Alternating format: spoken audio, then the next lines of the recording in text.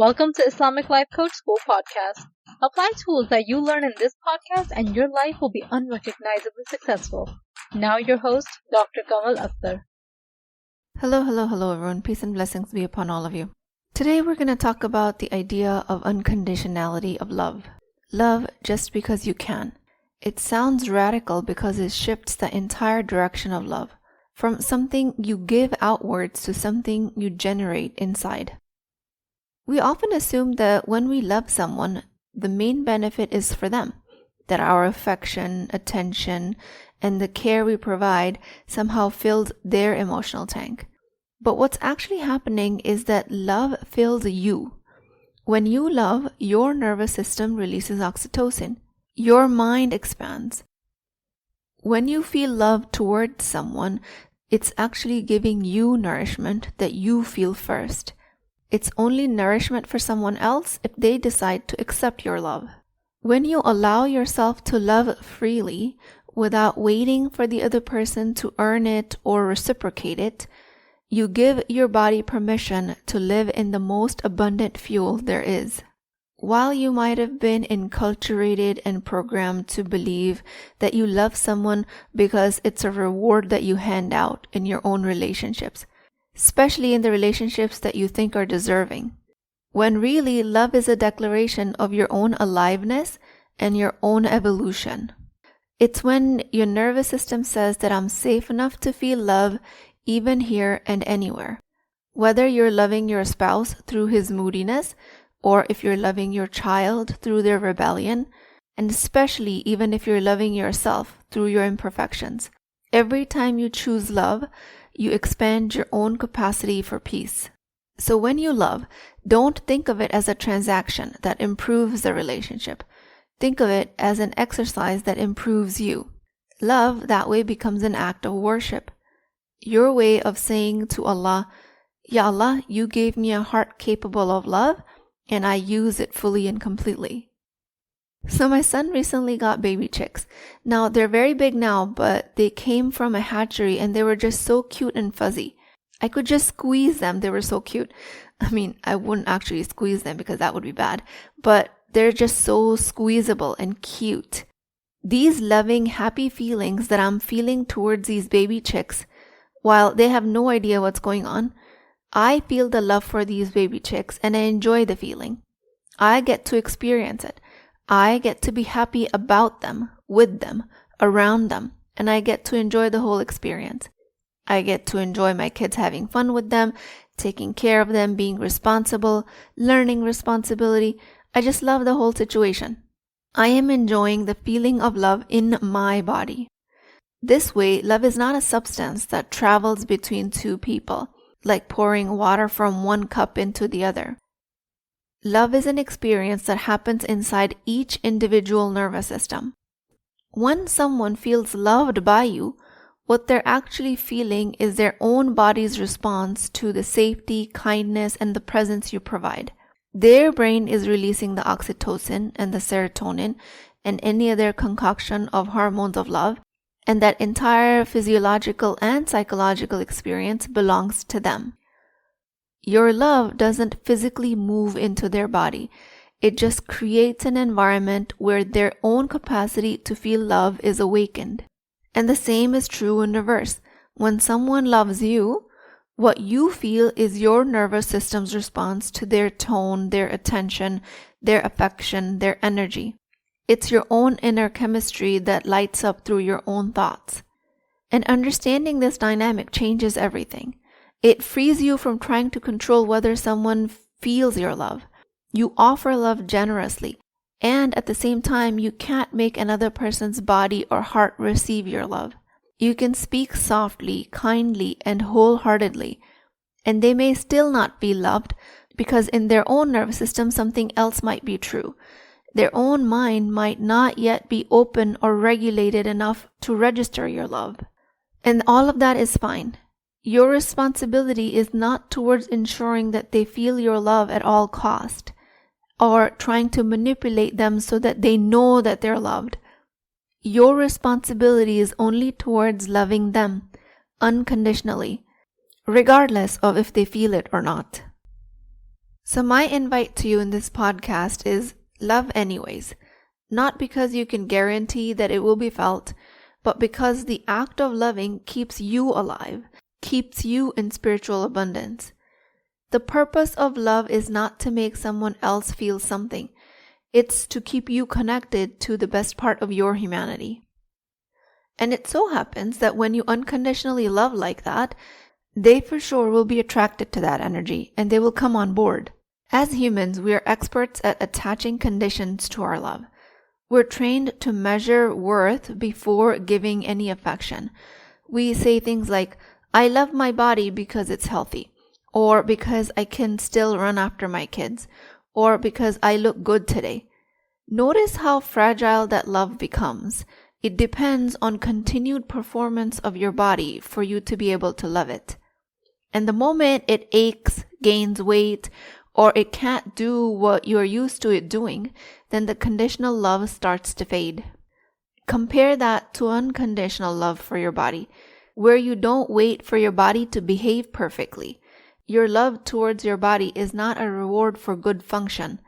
It's a simple, truthful acknowledgement of the divine design. Your body deserves love simply because it exists, because Allah subhanahu wa ta'ala chose to breathe life into it. You can love your body when it's strong and when it's tired, when it's energized and when it's in pain. Even if you say, I love you because you're the vessel that lets me experience life, it lets me learn, it lets me worship. All of these sound so amazing. They're all amazing reasons, but they are still conditions. Conditions of you loving your body because it performs. Otherwise, you don't. Again, the invite here is for you to love your body because you can. For you to love anything and anyone because you can. Especially your love towards yourself because you can. I myself love the baby chicks because I can. I love them because they are. When I love them because they're cute and fuzzy, I am attaching conditions. Loving yourself just because you can is the highest act of mercy. It releases you from the lifelong negotiation of, I will love myself when... And it invites you into the present moment of, I love myself now. All conditionalities are lifted. This really is the main and maybe the only ingredient to release shame, releasing generational patterns of self-blame. This type of love creates a lot of softening and healing for your nervous system. It rewires entire patterns of self-criticism, and it roots you into gratitude of the now rather than the performance. And it's all based on just one recognition, that love is not something you earn. You don't earn it from yourself or anyone else. It's just something you allow. That level of unconditional love is the most abundant and extremely freeing. When love is conditional, it becomes exhausting. It depends on outcomes, on other people behaving a certain way, on your own performance, on aging perfectly or staying flawless, or getting married at the right time, or getting divorced at the right time, having the right amount of children at the right time. When you love yourself without a reason, you step into the deepest form of abundance, lifting all of these conditions, because nothing outside of you can increase or decrease it. And when that happens, you stop waiting for validation or reciprocation. You love because your love itself is expansive. It multiplies simply by being felt. You no longer love to control, fix, or possess. You love just for the sake of it, for the sake of your own wholeness. While transactional love has its time and place, and I recognize that place is rather narrow. It still feels good, but it is not anywhere close to being as abundant as non-transactional love. Unconditional love is the highest form. That is the kind of love that lets you self-correct much easier when you fall short of your expectations, that lets you give without depletion, that lets you forgive when other people make a mistake, which they invariably will. Other people are human beings. They're designed to make mistakes. And your forgiveness through unconditional love for yourself only benefits you. This kind of love mirrors divine mercy. Allah subhanahu wa ta'ala's rahmah, which is a characteristic that is also present in you as a human. This is what flows through you not because it's deserved, but because it simply exists. Even a smallest drop of that kind of love will free you. So I came across this idea many years ago in the book by Dr. Shirzad Shameen, Positive Intelligence. And since then, I've turned this into a little ritual with my kids, where every now and then I ask them, "Why do you think I love you?" In the beginning, their answers would be, because we keep our rooms clean, because we do our homework, because we don't fight with each other. All adorable and very valid reasons, technically true reasons for me to love them, but also completely missing the point of non-transactional, unconditional love. Multiple times I've had to remind myself and them that my love isn't tied to any of these conditions. I love them even when their rooms are messy and they forget their homework and they get into a fight. So then, as a part of this practice, I would remind them that I love them because they are them, not because they're my children, not because I'm supposed to love them. I love them just because they exist. Okay, and then afterwards, of course, the evolution and growth focused self that I am, alhamdulillah, I started to take it a step further. I would then intentionally ask them misleading questions. I would deliberately attach positive conditions to my questions and ask them if that is the reason I love them. I would say things like, is it because you learned to swim so fast? Is it because you're kind to your friends? Because you say salam to all of the adults at parties? Is it because that you put a prayer mat in your room so you can remind yourself to pray on time? And of course, initially they would trip up and say yes, because these are all amazing qualities. Why wouldn't their mother love them because of these qualities? And technically, yes, I do love them because of all of this, because of everything that they do. But the answer to my original question, which implies unconditionality, my trick question asking them if these were the reasons I love them, the answer would still be no. Because that is not the answer I'm looking for. And I want to teach them this about the unconditionality of love I have towards them. I want to teach them this skill so that they are able to produce it for themselves when they're adults. So I keep doing this exercise because I want to remind them I love them just because I can, because they exist, because they are who they are. And I would have to remind them of this over and over again. Now they're at the stage that even if I ask them, do I love you because you listen to your parents, because you're memorizing Quran, or because you get straight A's, they know the answer is no. I do not love them because of it. I love them despite of these qualities. They know the answer is that I love them because they are, they exist, and the fact that I can love them. And for sure, after enough repetition, they finally got it. Now if I ask them, why do you think I love you? They roll their eyes and they say, because I am me. And this is the practice I learned from this book that may seem small and even silly, but it is deeply transformative. Once you expand it beyond your children, towards your spouse, your friends, your body, especially yourself, it becomes one of the most healing things you can ever do.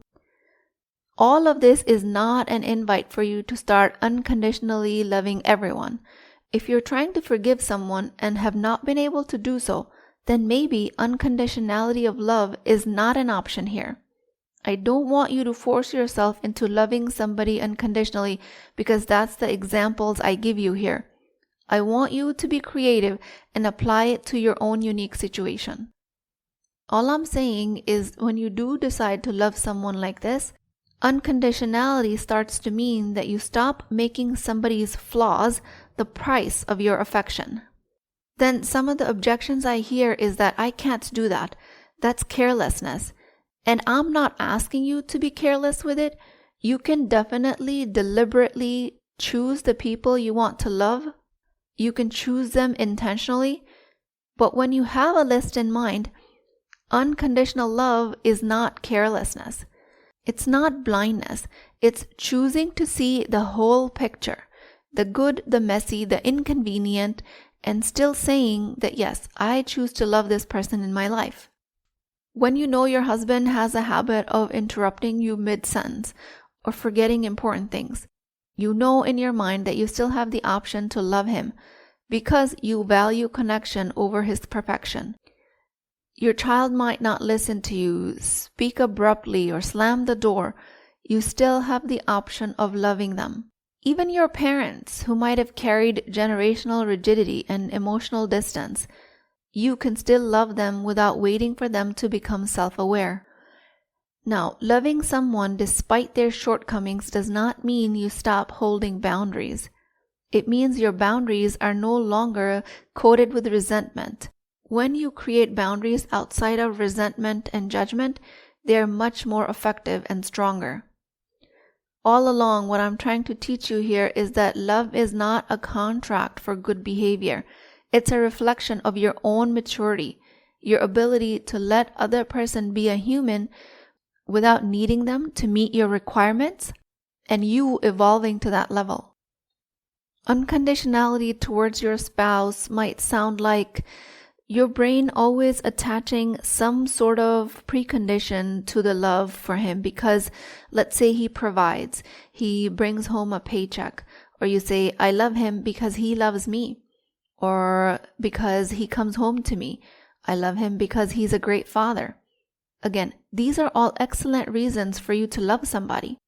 But then loving him just because you can, just because when he falls short of any of these expectations, loving them not because they did everything in your checklist to deserve it, not even because they're doing everything societally or religiously correct, but because you can, you have the capacity.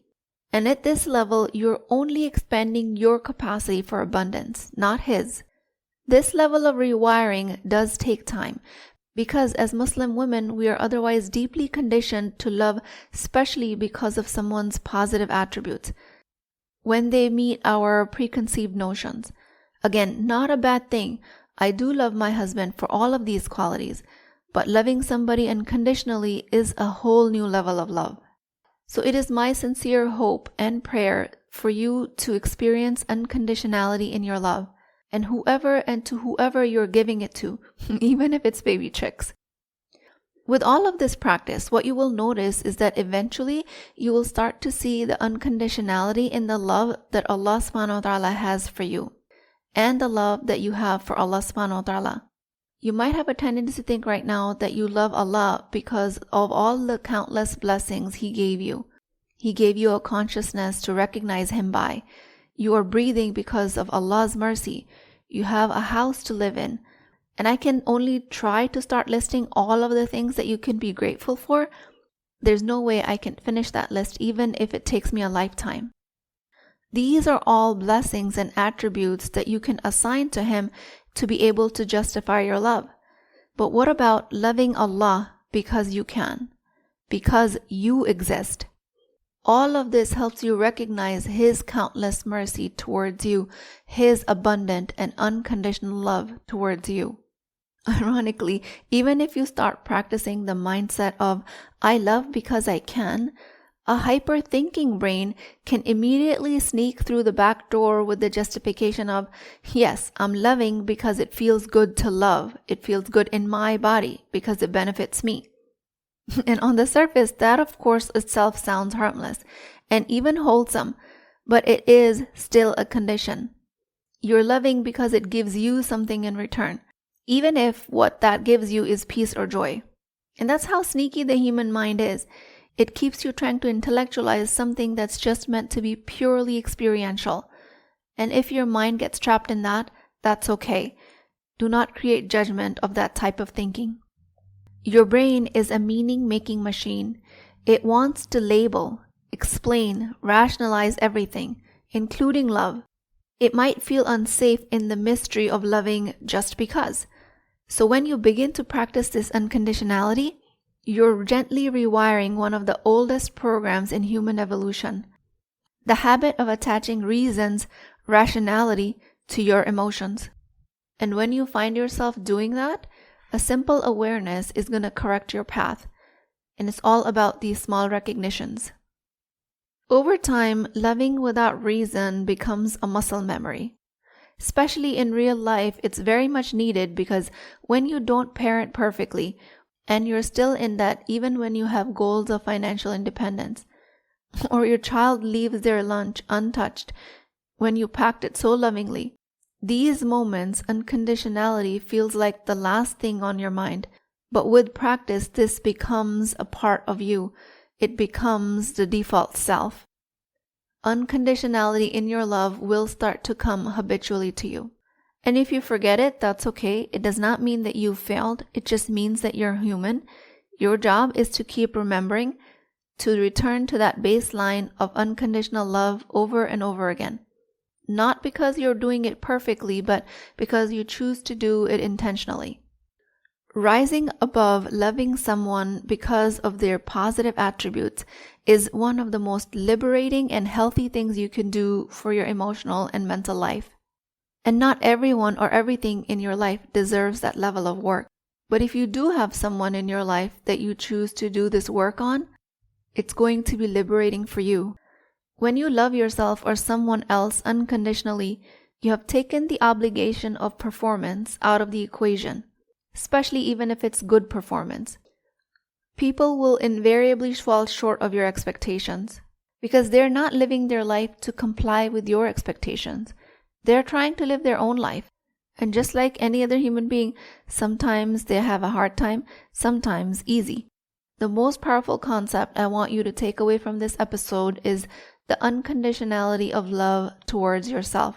And this is an especially important reminder for high-functioning Muslim women. Self-love sneaks in through achievement, through checklists and the doing and the performance.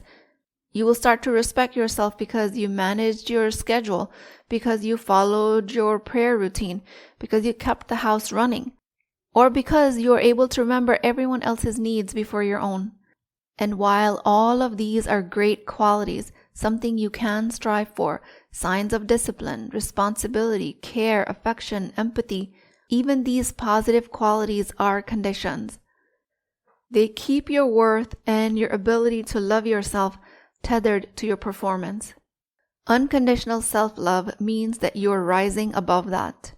Loving yourself on the days that you forget, where you're falling short or when you're losing control. Loving yourself when you're reactive, when your faith is not the highest, when your house is messy.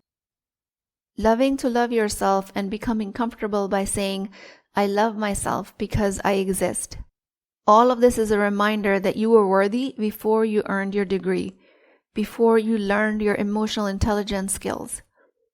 You were worthy on the day you were created simply because Allah subhanahu wa ta'ala decided you were worth creating. This is the most sacred form of self-love. It is not a reward for getting it right. You have complete freedom in this, freedom to choose who and what you want to love at this level.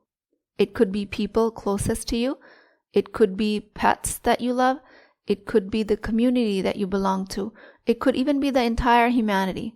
The choice is yours. Practicing that choice is your basic right as a human being.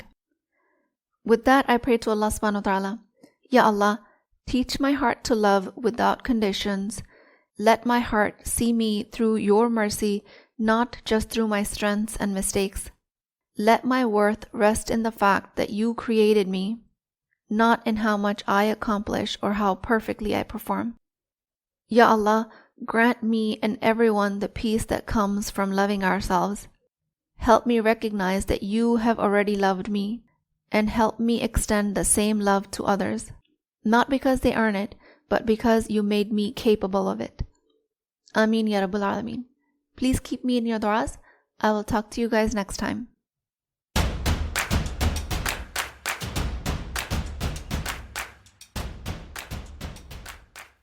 Before you go, I would love to hear from you. If this podcast spoke to you, please take a few moments to leave a review. Your words will help reach other Muslim women find this message. And think of it as a small act of sadaqah jariyah, a continuous charity, because your review could be the reason another sister finds healing. And plus, I read every single one of your reviews. They truly mean a world to me. Please take a few seconds to rate and review on the podcast platform of your choice. Inshallah, I will talk to you in the next episode.